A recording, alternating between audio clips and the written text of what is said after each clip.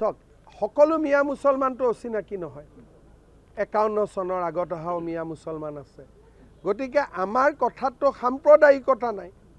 ৫১ চনৰ আগত অহা মুছলমান সেইটোতো খিলঞ্জীয়াই পৰে। আছুৱেও ডিক্লেয়াৰ কৰিছে, বিপ্লৱ শৰ্মা কমিটিয়েও ডিক্লেয়াৰ কৰিছে। গতিকে আমিতো ধৰ্মৰ লগত নাই। বিপ্লৱ শৰ্মা কমিটিয়ে কি কৈছে যে ৫১ চনৰ আগত অহা মানুহখিনি অসমীয়া। গতিকে এইটোতো কোনো আপত্তি নাই। গতিকে যদি ৭১ৰ পিছত অহা মানুহ ইমান গালি গালাজ খায়ো বিজেপিত জইন কৰে, আপুনি কি কৰিব? আৰু মইতো জইন কৰিব কোৱা নাই, কিন্তু আমাৰ ফোন নম্বৰ আছে, ফোন দিলেই মেম্বাৰ হৈ যায়। কিন্তু সকলো মিয়া মুছলমানটো অচিনাকি নহয়। তাতোতো বিপ্লৱ শৰ্মা কমিটিয়েতো এটা কৈ গৈছে। গতিকে মই পূৰা আইনৰ গণ্ডিৰ ভিতৰতে কওঁ, যি কওঁ আইনৰ গণ্ডিৰ বাহিৰত মই নাযাওঁ। চাওক সকলো মিয়া মুছলমানটো অচিনাকি নহয়। ৫১ চনৰ আগত অহাও মিয়া মুছলমান আছে। গতিকে আমাৰ কথাটো সাম্প্ৰদায়িকতা নাই। ৫১ চনৰ আগত অহা মুছলমান সেইটোতো খিলঞ্জীয়াই পৰে। আছুৱেও ডিক্লেয়াৰ কৰিছে, বিপ্লৱ শৰ্মা কমিটিয়েও ডিক্লেয়াৰ কৰিছে। গতিকে আমিতো ধৰ্মৰ লগত নাই। বিপ্লৱ শৰ্মা কমিটিয়ে কি কৈছে যে ৫১ চনৰ আগত অহা মানুহখিনি অসমীয়া। গতিকে এইটোতো কোনো আপত্তি নাই।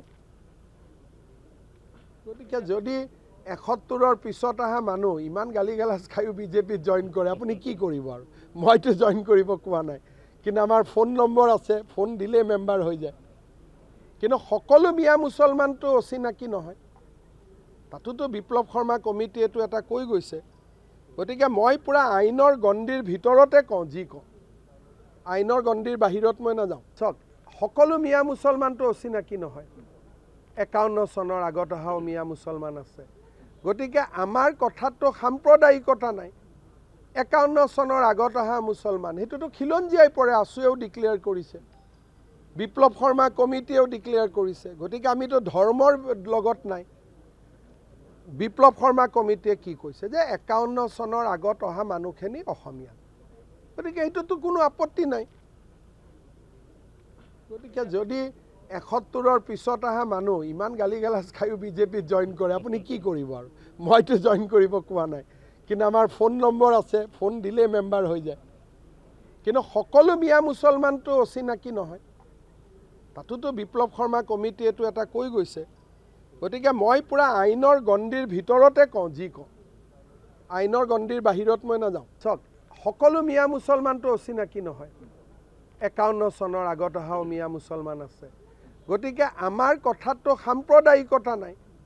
৫১ চনৰ আগত অহা মুছলমান সেইটোতো খিলঞ্জীয়াই পৰে। আছুৱেও ডিক্লেয়াৰ কৰিছে, বিপ্লৱ শৰ্মা কমিটিয়েও ডিক্লেয়াৰ কৰিছে। গতিকে আমিতো ধৰ্মৰ লগত নাই। বিপ্লৱ শৰ্মা কমিটিয়ে কি কৈছে যে ৫১ চনৰ আগত অহা মানুহখিনি অসমীয়া। গতিকে এইটোতো কোনো আপত্তি নাই। গতিকে যদি ৭১ৰ পিছত অহা মানুহ ইমান গালি গালাজ খায়ো বিজেপিত জইন কৰে, আপুনি কি কৰিব? আৰু মইতো জইন কৰিব কোৱা নাই, কিন্তু আমাৰ ফোন নম্বৰ আছে, ফোন দিলেই মেম্বাৰ হৈ যায়। কিন্তু সকলো মিয়া মুছলমানটো অচিনাকি নহয়। তাতোতো বিপ্লৱ শৰ্মা কমিটিয়েতো এটা কৈ গৈছে। গতিকে মই পূৰা আইনৰ গণ্ডিৰ ভিতৰতে কওঁ, যি কওঁ আইনৰ গণ্ডিৰ বাহিৰত মই নাযাওঁ।